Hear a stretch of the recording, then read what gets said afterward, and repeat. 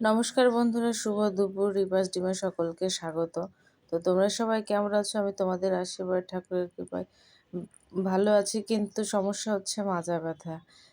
ওই কারণে শরীরটা প্রচণ্ড খারাপ। তো যাই হোক, দিদি আসছে দুপুরবেলা। দিদিকে আমি ফোন করে নিয়ে আসছি, কারণ আমার শরীরটা প্রচণ্ড খারাপ।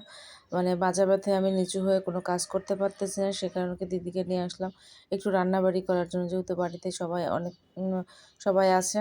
তো যাই হোক, দিদি রান্নাবাড়ি করে চলে গেল। আমি কোনো ভিডিওই করতে পারি নাই, কারণ মাজা নিয়ে উঠতেই পারতেছি না, এমন একটা পরিস্থিতি। যাই হোক, এই যে বাজার নিয়ে এসছে সেটা পর্যন্ত তোলা হয়নি, ওগুলো সেভাবেই আছে। দিদি যতটুকু যা পারছে রান্নাবাড়ি করে থালা বাসন মেজে টেজে দুপুরে খাওয়া দাওয়া করে, মানে বিকেল খেতে খেতে তো বিকেল হয়ে গেল।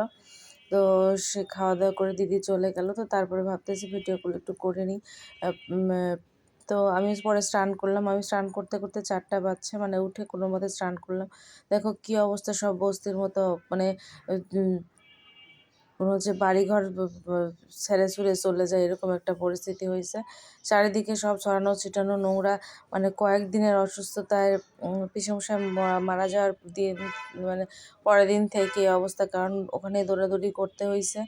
এখানে ওখানে যাচ্ছি, কোনো কিছু পরিষ্কার পরিচ্ছন্ন নাই, সব ওভাবে করে আছে। বিছানা পর্যন্ত তুলতে পারতেছি না, কারণ নিচু হয়ে কোনো কাজই করতে পারতেছি না। এদিকে আমার মেয়ে ছোটো মানুষ যেটুকু করতেছে ওইভাবেই আর কি চলতেছে। গাছগুলো ঠিকমতো যত্নও হচ্ছে না, কারণ ওর পড়াশোনা, পূজা করাই, প্রাইভেট সব মিলে একদম